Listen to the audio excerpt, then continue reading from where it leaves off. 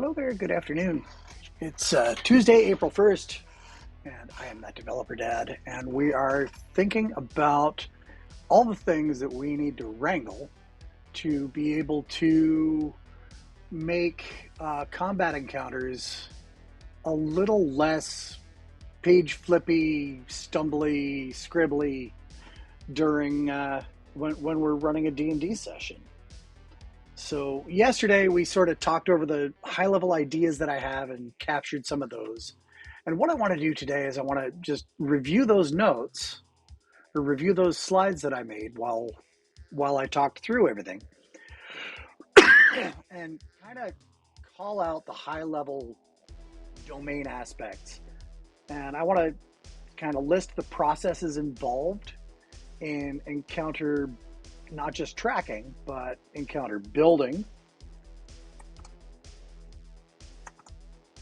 and tracking. So I want to talk about the processes, the activities, and the entities that we deal with when we're planning a D&D session, or perhaps a larger story arc within a campaign, or perhaps even the campaign and the world that it sits in itself. Now, that's a whole lot of stuff. We're not going to be focused too much on details about the world or details about the story or any of those things. But because encounters RPG role-playing game encounters happen within the context of a session, a story, an adventure, a plot arc, and a world, I want to have those rough concepts in place because we're going to have to, or we're probably going to work on those later on. But for this particular tool, we're going to focus on the details for this first. And then later on, as I add more features and so on, they'll be added into this framework that we're discussing today. So for encounter tracking, what I really want for this feature is just a way to keep track of the initiative order of a combat with the different characters, hit points, status conditions, important information that I need as a DM to have at a glance while I'm running this combat encounter. So let's see here. One of the entities, of course, is the combat participant. And we've got two subtypes of this. We've got the player controlled and we've got the DM controlled. Now, I am purposefully not adding a bunch of game system specific automations into this feature. And reason being is because that really just becomes a slippery slope. And it reduces the general utility for this thing. Hey, what's up, Rev?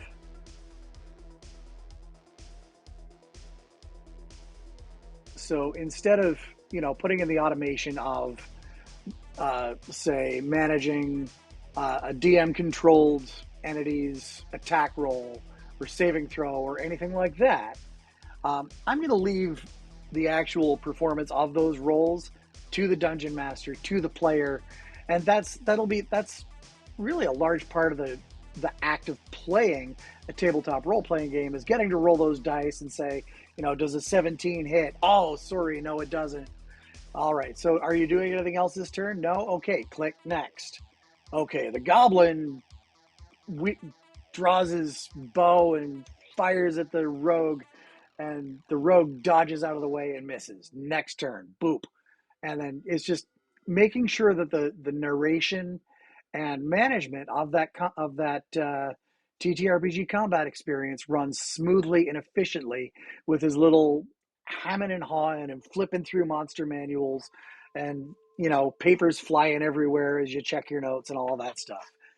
I just want to facilitate this process rather than fully automate it. So both kinds of combat participants,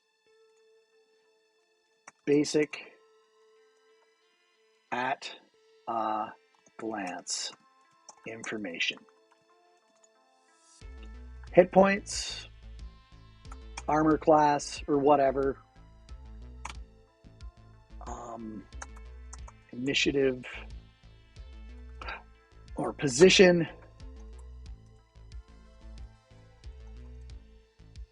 Within initiative, order, and relevant conditions. Buffs and debuffs. Now let's put these on their own lines. Hey, Rev, just alive is better than the alternative, man. If you're on this side of the dirt, everything else is a detail that can be usually managed. Player controlled, I want the player's name. Oh, we want the character's name.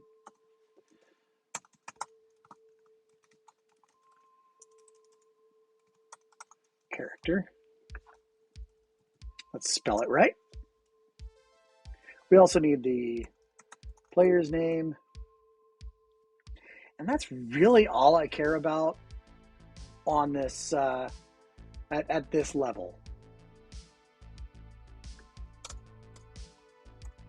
Quick reference for combat relevant abilities. Saving throw, bonuses, attacks and actions, traits, resistances, immunities, etc.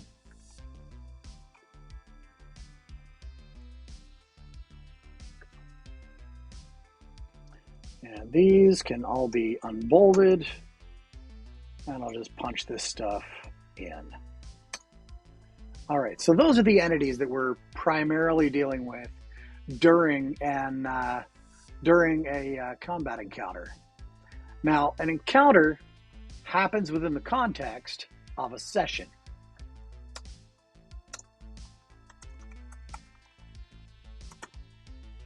And this becomes I believe, a subheading.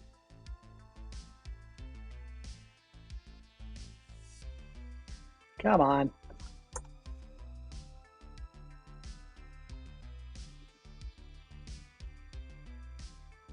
Subheading.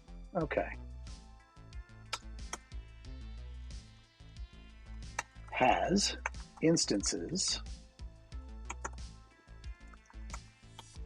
runnable instances of encounter plans. An encounter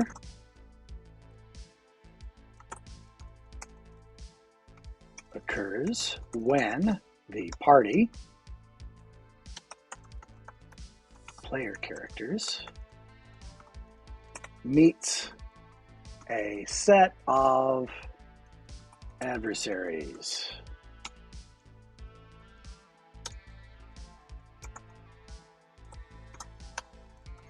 Described by an encounter plan.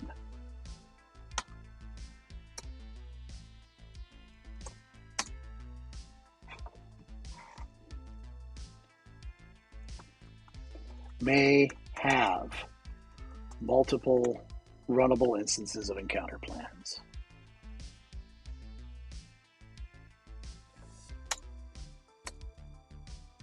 May have plot notes or story beats that are planned in advance. May get updated with notes about what happened during the session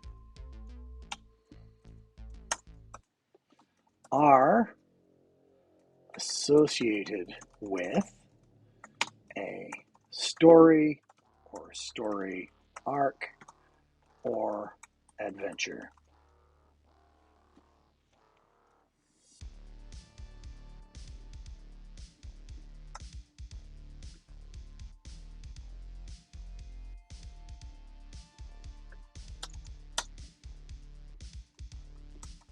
Counterplan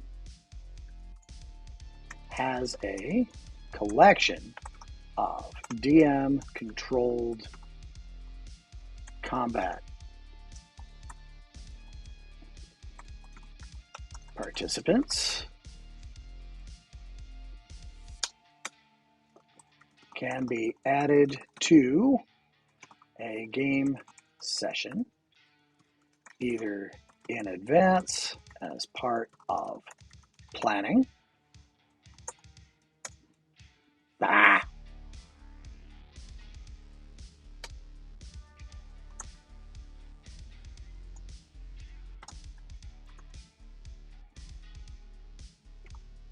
Or ad hoc as needed by the DM.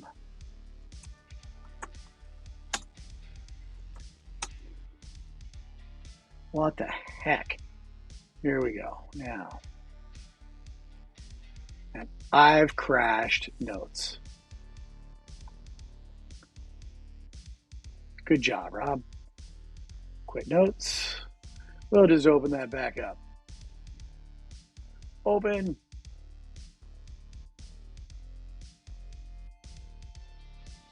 Open a new window. Here we go. And let's just push that in. That'll do. All right.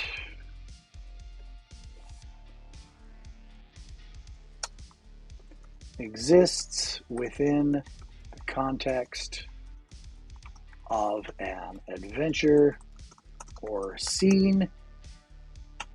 And a scene is just a small little adventure. It could be a one-shot. It could be part of a one-shot. It may stand alone.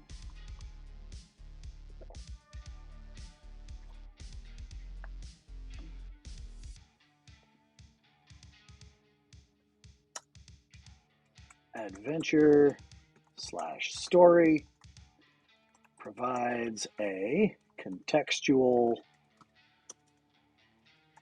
container for a collection of planned encounters,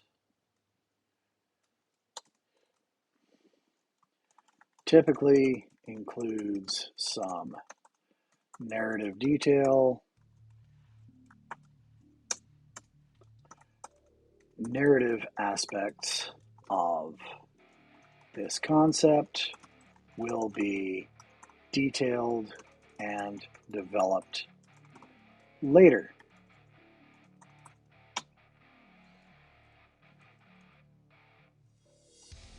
I'm going to move encounter plan down to the bottom.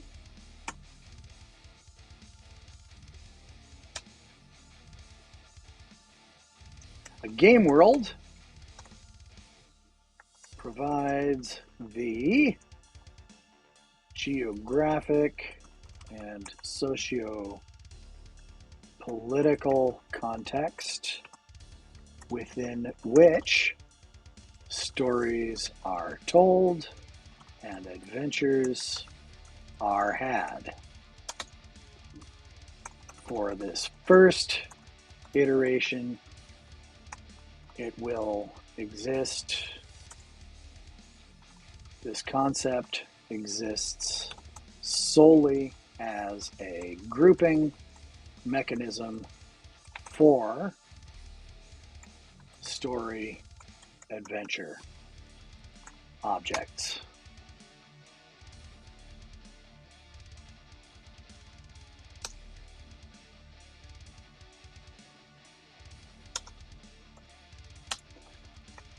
Campaign is a transient, an instanced version of a game world story that is paired with a player character party.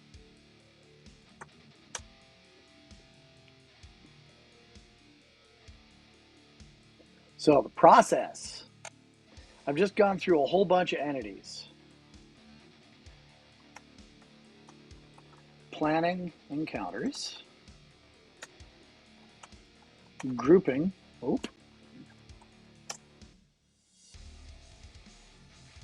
and planning encounters, that kind of falls into the activities. Encounter design, encounter rationalization, later for this.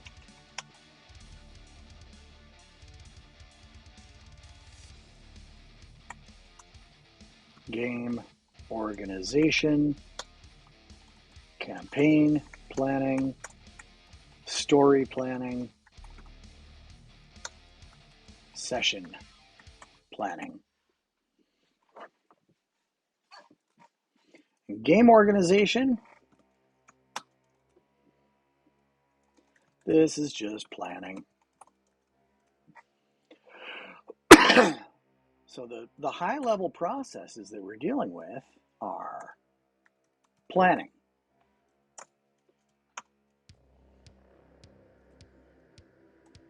story, world, campaign, encounter, etc. But the planning concept exists for all of those different domain concepts or contexts.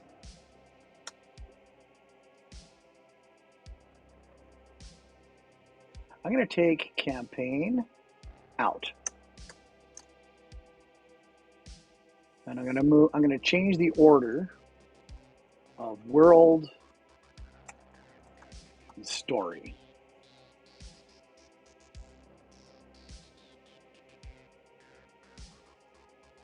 And then there's playing, campaign, adventure, encounters, etc.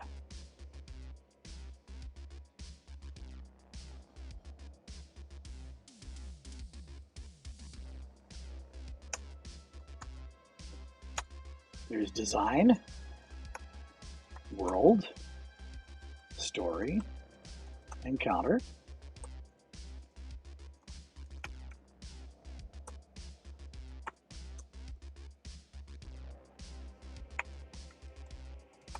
organizing, campaign, adventure,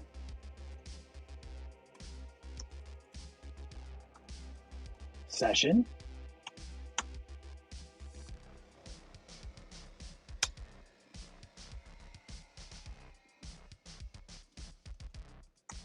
execution,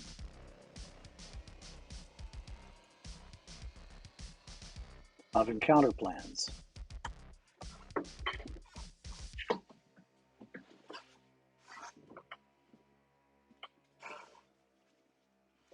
So we've got some volatilities here.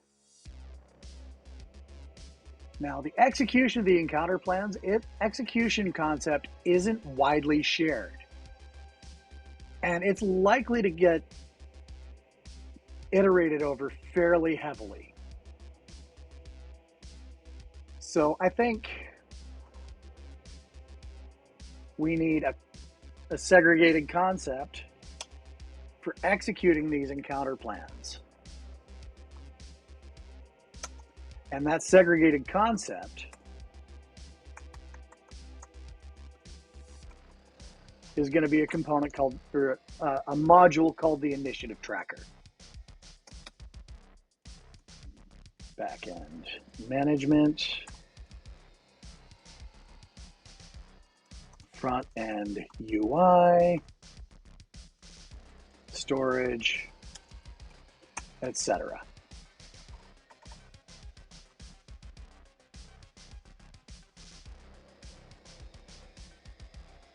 But that's one isolated use case.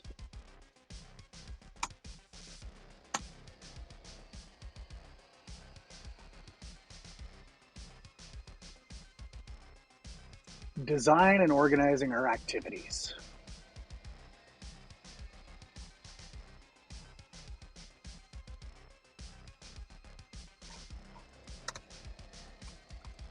Creates the world, story, encounter plans,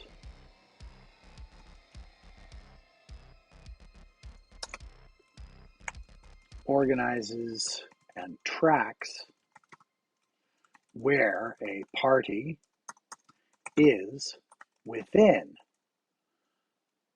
a pre-existing world, story, etc.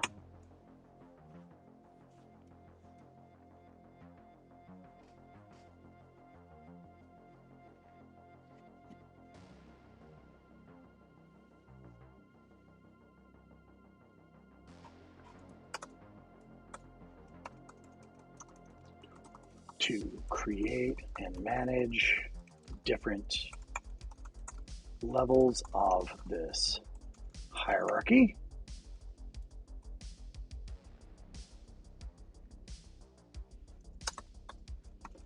Needs tools to manage the variable data of copies of the world, story, encounters, etc. Needs UI for the different aspects and notes the DM needs at fingertips while running a game.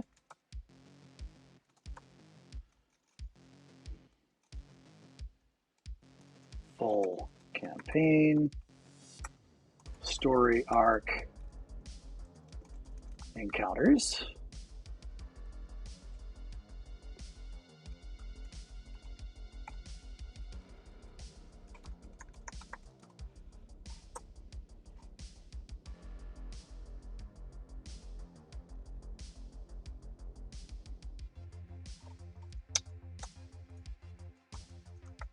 Needs tools for a DM to organize the world, story, and so on into visual arcs and sessions.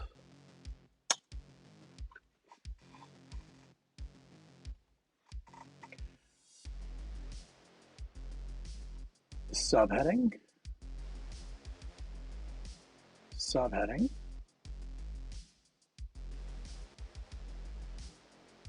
Now, are all of these different things going to become discrete services? Probably not.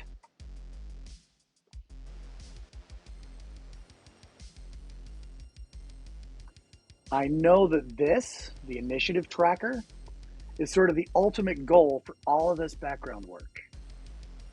The initial immediate goal for all of this background work. And I'm kind of giving hints about where I want to go with the future of the DM's familiar with some of these other aspects that I'm planning and kind of not even putting the bones in place, but kind of putting up the wire scaffolding upon which I'll build the bones and muscles and tendons and skin and all of that stuff that will eventually become a much richer much richer system, not just for game masters, but also world builders, maybe even video game designers, who knows? But in order to have this encounter planner and encounter runner, I really feel like I'd be doing myself a major disservice if I didn't add in the scaffolding for this level or for this style of organization of the different larger contextual objects. Now, a session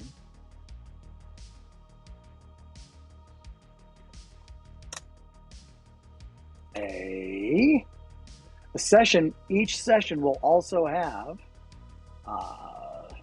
user defined title, a scheduled date,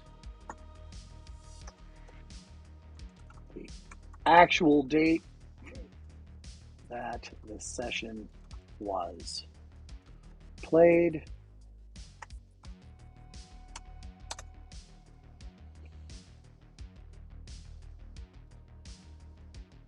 list of active players that session,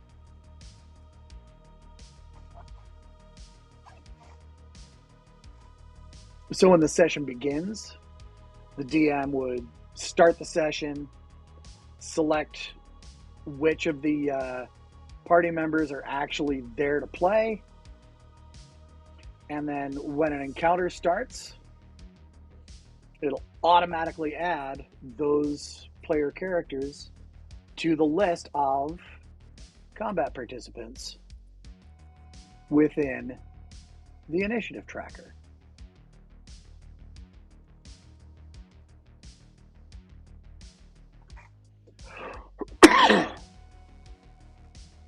So that's the level of automation I'm talking about here. I'm not going to automate long rests or short rests. Those are pretty D&D specific. I'm sure the similar concept exists in other game systems, but I'm not sure what the language or the mechanics are. And even within D&D, even within D&D 5e, long rests and short rests can be treated differently depending on the DM's table. So I'm not going to even bother trying to add automations for those things. It's going to be manual data entry for the DM to do, because I want to leave those decisions of how hit points get restored, how spell slots get replenished, things like that. I want to leave the interpretation and execution of those rules up to the human players, wherever possible.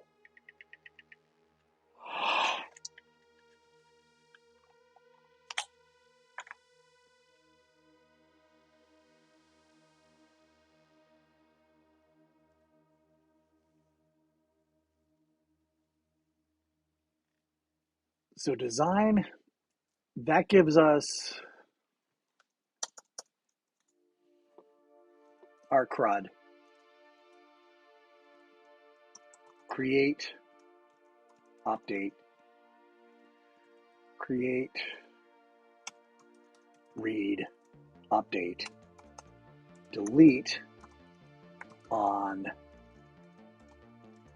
static game details.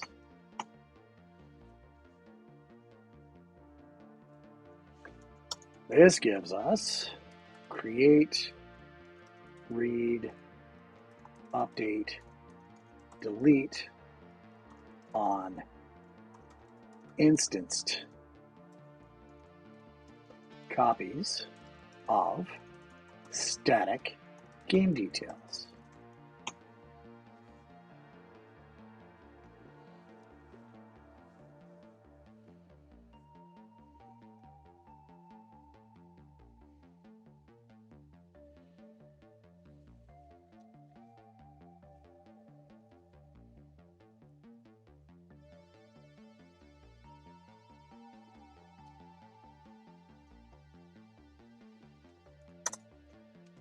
has a name. Has a name. Has a text description. Just notes. Has a text description.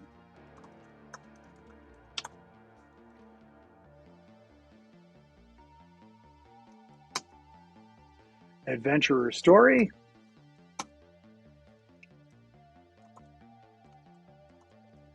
Has a name, has a text description, may have chapters if it's a particularly long arc or adventure.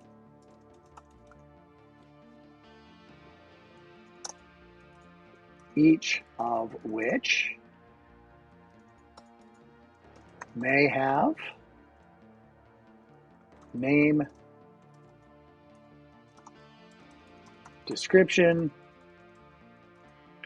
locale,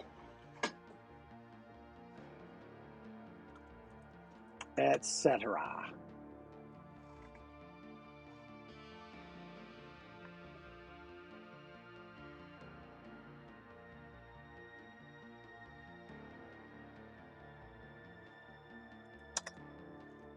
Has a unique identifier,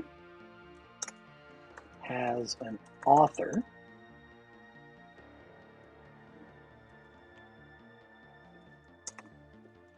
has a unique identifier, has a DM, has an association to a game world.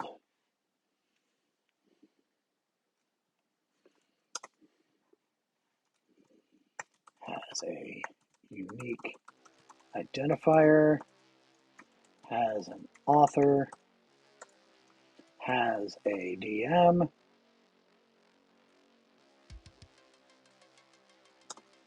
has a link to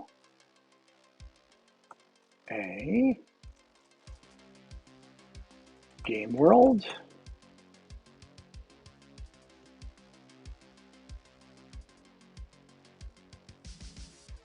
game sessions, has a DM, has a link to an adventure, story, has a link to the game world, has a link to a campaign, may link to a specific chapter if relevant.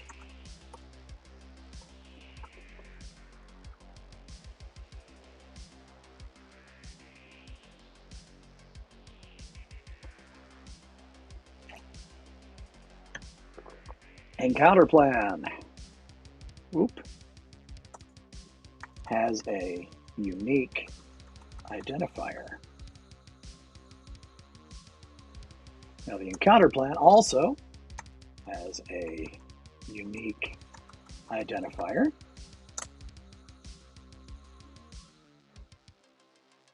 Has an author, has a link to an adventure or story, has a link to a game world.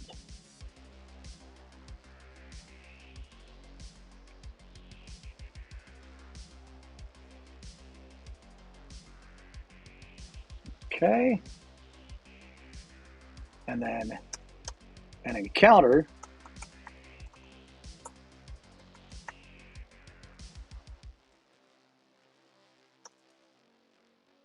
I'll call it a play encounter. No, let's just call it an encounter. Has a unique identifier, has a DM, has player characters, has an encounter plan, is linked to a game session, has a status complete, in progress, or pending. Not pending.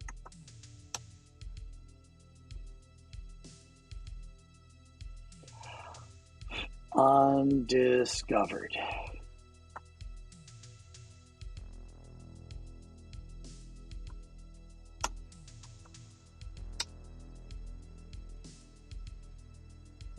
Has a collection of DM controlled combat, can be added to a game session.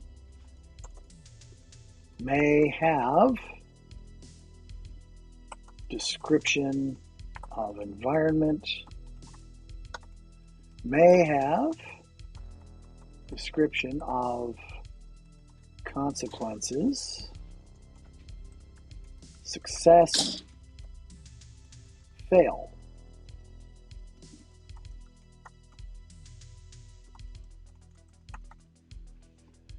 If the party doesn't succeed in defeating the goblins, and the goblins succeed in defeating the party, perhaps the party is captured and they have all of their gear stolen and they're locked, they're tied to a wall in the dungeons or in the basement of the goblins' filthy, disgusting lair, and they have to escape and find their gear again.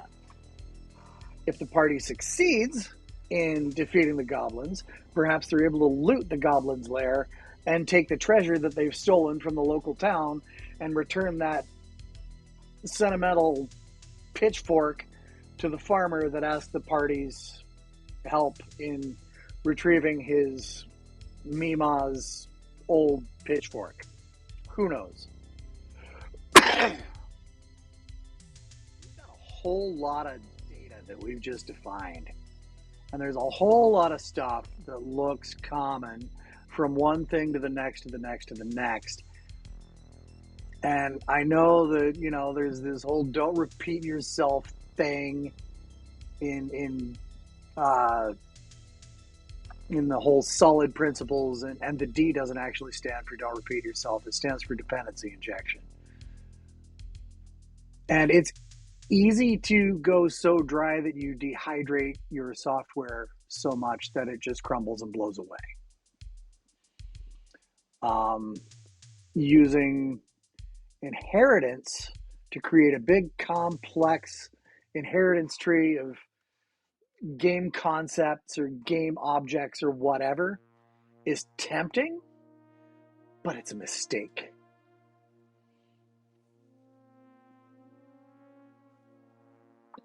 You'll notice that I'm using a lot of has a and may have and so on in these notes. Has a unique identifier, has a DM, so on.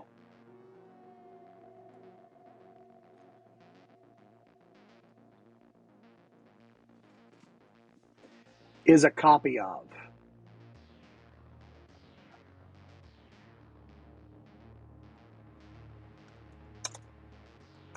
Is transient. Should be deleted once the encounter is resolved.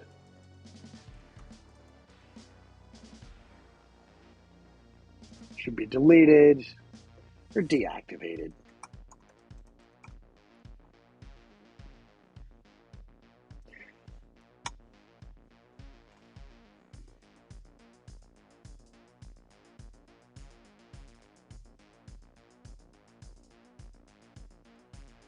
There's a whole lot of different kinds of objects that we need to manage.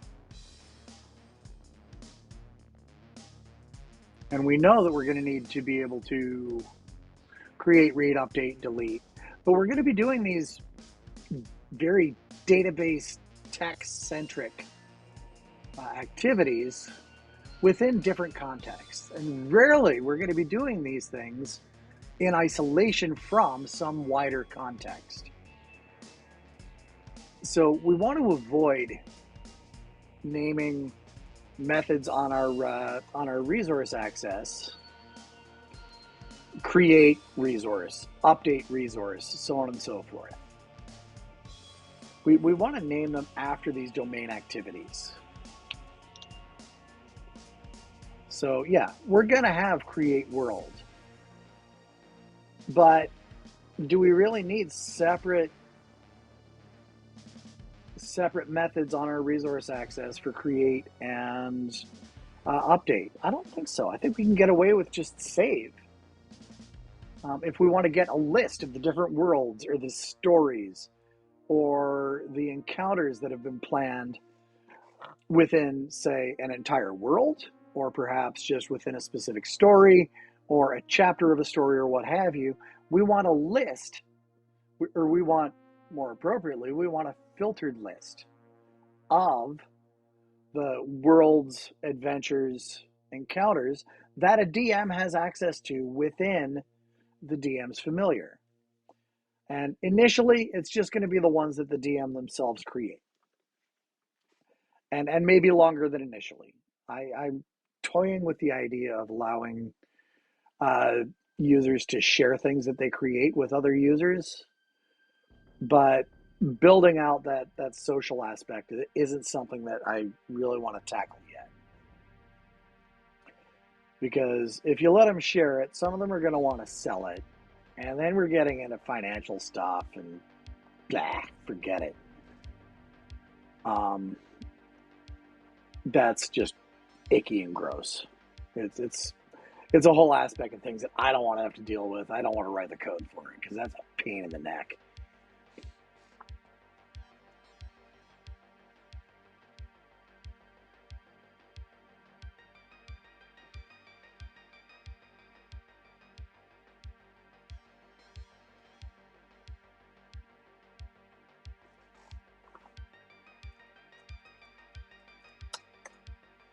Has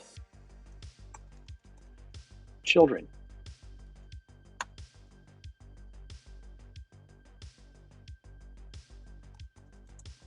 Adventures, locations,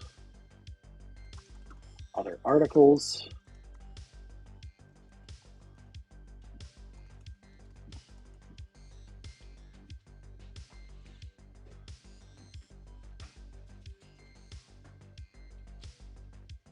I'm just going to delete that. Campaign.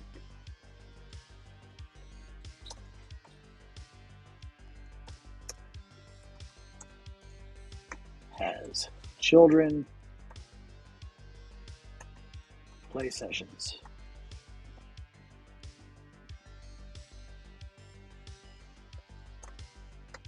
Has children.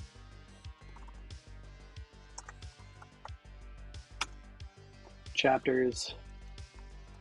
Encounters.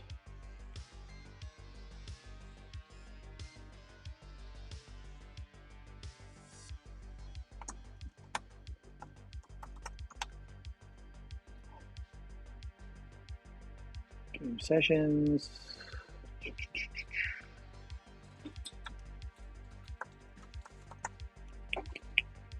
Parent. Oh, what did I just delete? Parent.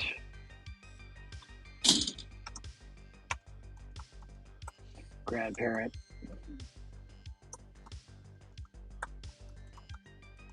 Grandparent.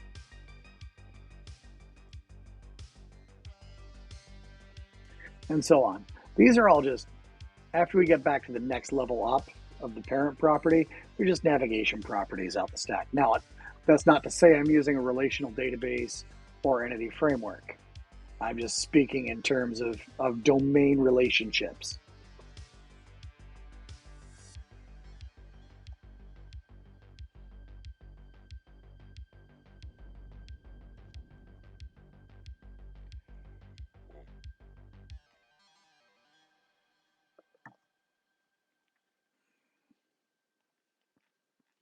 So I actually need to sit with all of this stuff.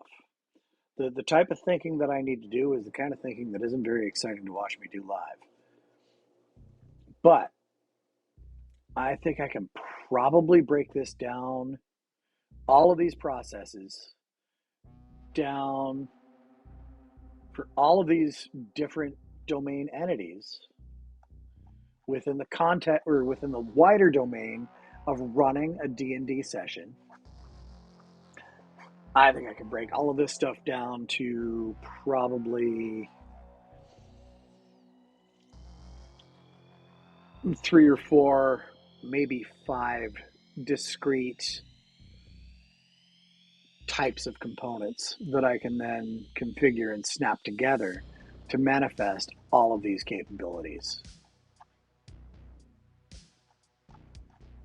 And I know I can build them in such a way that I can expand any of these individual domain concepts with richer information, more linkage, more properties later on.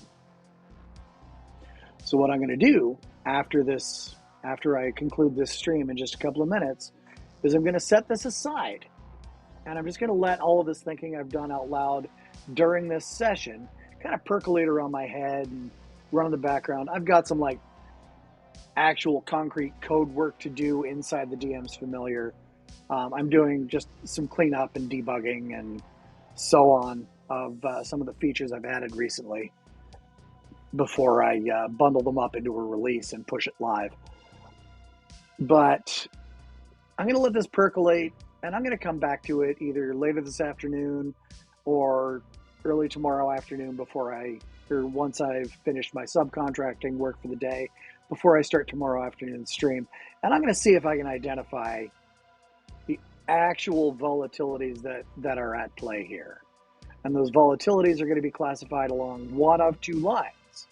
Either the component's behavior changes materially, frequently, over a span of time, or behavior fairly static, but is applied to different concepts in different ways. So we've either got delta, change over time, or sigma, which is sum of consumption. And I'm going to try and break all of this stuff down into a small handful of static components, each of which satisfies the needs for all of this stuff, but encapsulates all of the volatilities that I've identified so that either that component can change over time as needed without blowing up the rest of the system, or the component doesn't change that often and can widely share its behavior across a variety of use cases. And that's where we get into really being able to take advantage of don't repeat yourself. So setting up a base class for all objects that have a unique identifier, and then inheriting for this object has a unique identifier and a name, and then we got to have subclasses for all of the named unique things that also have a description. Really deep inheritance chains like that get messy fast, and they always end up tasting like regret later on. So some of our domain objects are going to look really similar to each other at the base level, but I don't mind that repetition of these common properties from one to the next to the next. So I'm probably not going to get to class and interface design yet, but I do want to try and get that static design and at least a general idea of how the data is going to flow through these components from UI to persistence and back again. I want to have a general idea of that by, let's say, this time tomorrow. So thanks for joining me. Thanks for hanging out. Rev, I hope you're feeling better soon, buddy. But yeah, take care of yourselves. And until next time, happy coding. Take care.